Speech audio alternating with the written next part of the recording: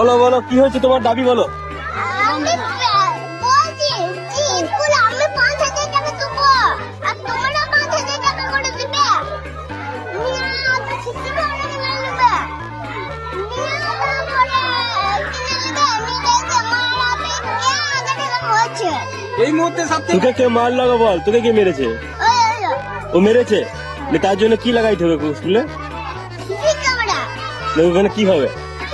ওখানে দেখা পড়ে যাবে তা কে মেরেছে আর কে বল দেবে ঝগড়া করে ভয়ে।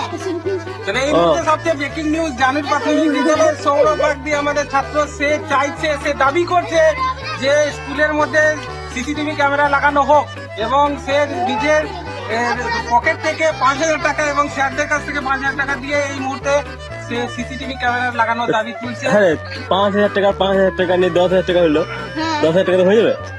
বাপরে